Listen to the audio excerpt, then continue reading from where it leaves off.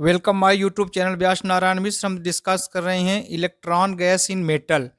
Metal में electron gas की property देखेंगे और इसके लिए हम स्पेसिफिक हीट के लिए हम एक्सप्रेशन को डिराइव करेंगे। हम मेटल को फिक्स्ड पॉजिटिव न्यूक्लियाई और मोबाइल इलेक्ट्रॉन से मिलके बना हुआ एक सिस्टम कंसीडर करते हैं।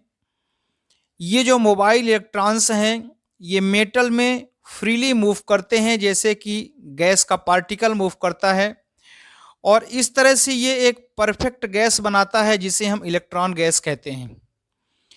क्लासिकल स्टैटिक्स के अकॉर्डिंग ये जो प्रॉपर्टी होती है परफेक्ट गैस की, इसके according thermionic emission, magnetic properties of metals, photo electric effect और इलेक्ट्रिकल और थर्मल कंडक्टिविटी इसको एक्सप्लेन नहीं किया जा सका। इसके लिए 1928 में समरफील्ड ने क्वांटम स्टैटिस्टिक्स के अकॉर्डिंग एक्सप्लेन किया और उन्होंने ये बताया कि जो मेटल में इलेक्ट्रॉन है वो टोटली फ्री नहीं होते बल्कि वो बाउंड होते हैं। मेटल में एक फिक्स रीजन में एक पोटेंशियल होता है, उस पोटेंशियल के कारण ये इलेक्ट्रॉन बाउंड होते हैं और ये फ्री मूव नहीं कर सकते, ये उस मेटल के सरफेस पर ही मूव करते हैं। इस तरह से ये इलेक्ट्रॉन फर्मी डिराक स्टैटिस्टिक्स को फॉलो करता है, ये पाउली एक्सक्लूजन प्रिंसिपल के अकॉर्डिंग बिहेव करता है। तो लो टेम्परेचर पे हम इसकी प्रॉपर्टी देखेंगे। हम जानते हैं कि इलेक्ट्रॉन के लिए S इक्वल टू 1/2 होता है स्पिन, और इसकी जो डिजेनरेसी है GS equal to 2s+1, S की वैल्यू पुट कर देंगे ये हो जाएगा 2। अब जो फर्मी एनर्जी है एट 0 इक्वल टू, मतलब 0 केल्विन पर 0 केल्विन टेम्परेचर पे जो फर्मी एनर्जी है उसका फार्मूला होता है EF0 equal to h²/2m 3n4πV GS की पावर 2/3। यहाँ गलती से 3/2 लिख गया है, ये है आपका 2/3। अब GS की वैल्यू 2 होती है तो आप देख सकते हैं यहाँ हमने GS की वैल्यू को 2 पुट कर दिया है। अब इसको ये चूंकि यहाँ भी जो पावर दिया है 2/3 है, तो जब 2 को हम बाहर ले जाएंगे तो 2 का पावर 2/3 जब करेंगे तो ये 4 2 8 हो जाएगा। 8 को लिखेंगे 2 क्यूब, क्यूब से क्यूब कैंसिल, 2/3 से 3 कैंसिल हो जाएगा, मतलब 2 क्यूब में से जब हम 2/3 करेंगे तो 3 से 3 कैंसिल हो जाएगा, 2 स्क्वायर होगा, 2 स्क्वायर का 4 और इस 2 के साथ मल्टीप्लाई करेंगे तो 8 हो जाएगा। तो फाइनली ये इक्वेशन हो जाएगा EF0 इक्वल टू, ये इसकी फाइनली वैल्यू हो जाएगी h²/8m 3n πV की पावर 2/3। अब हम इलेक्ट्रॉन गैस का जो फर्मी टेम्परेचर है देखेंगे। फर्मी टेम्परेचर का फार्मूला होता है फर्मी एनर्जी अपॉन के।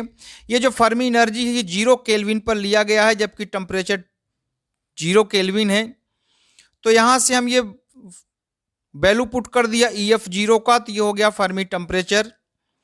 अब लो टेम्परेचर के लिए जो इलेक्ट्रॉन की डेंसिटी है उसका फार्मूला हो जाएगा, यहाँ से हम n की वैल्यू कैलकुलेट कर लेंगे। ये जो n है इसकी वैल्यू कैलकुलेट करेंगे और इसको क्रॉस मल्टीप्लाई करेंगे T के साथ, तो ये हो जाएगा GS V/h³ 2πmkt की पावर 3/2, 2/√π 0 से इनफाइनाइट x की पावर 1/2 dx।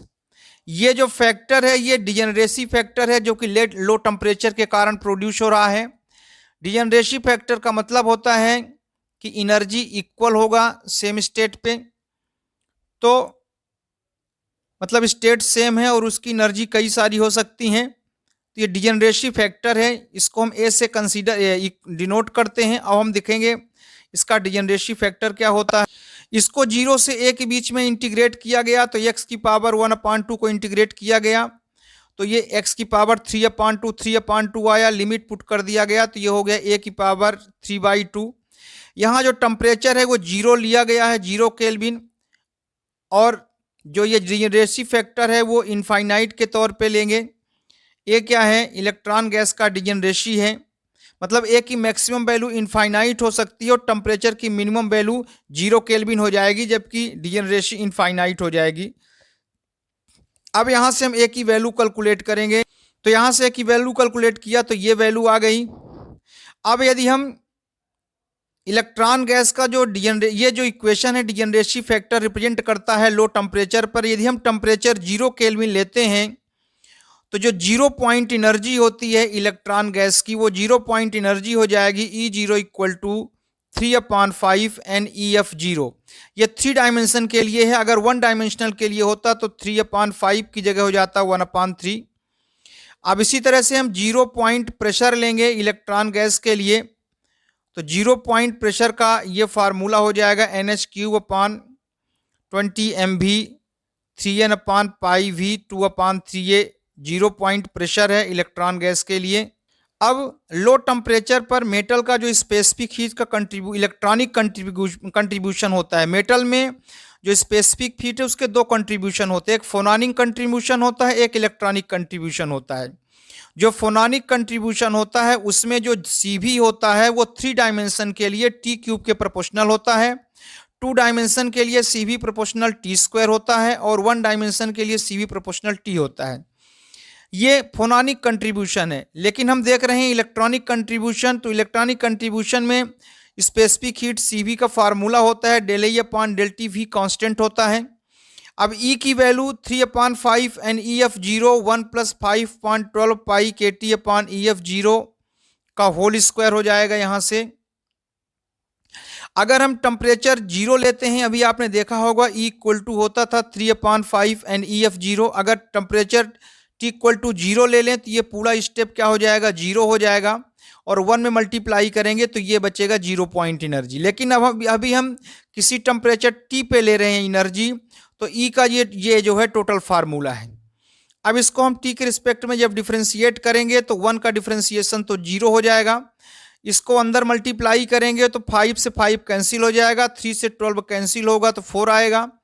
x² का डिफ्रेंशिएशन 2x होता है तो ये 2 स्टार्टिंग में चला जाएगा तो 2/4 होके 1/2 हो जाएगा।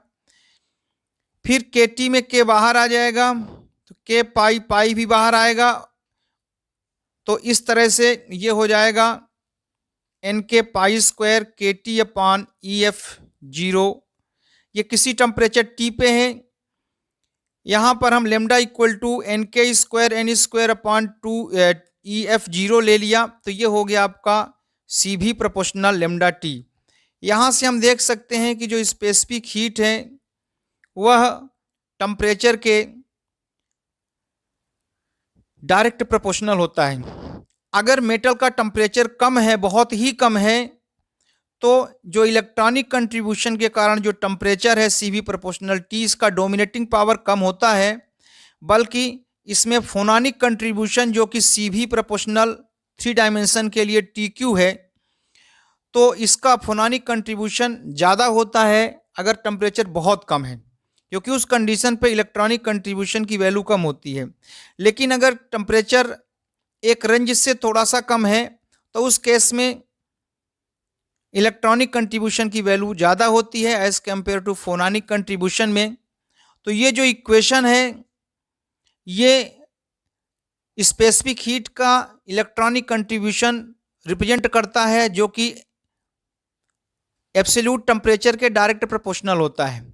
लेकिन अगर हम एब्सोल्यूट टेम्परेचर 0 ले लेते हैं, तो अगर T इक्वल टू 0 ले लेते हैं तो इसका जो स्पेसिफिक हीट है वो वैल्यू क्या हो जाएगी, 0 हो जाएगी। तो इस तरह से हमने डिस्कस किया इलेक्ट्रॉनिक गैस इन मेटल में। आप हमारे चैनल को सब्सक्राइब करें, लाइक करें, शेयर करें। कोई प्रॉब्लम हो तो कमेंट करें। Thank you very much.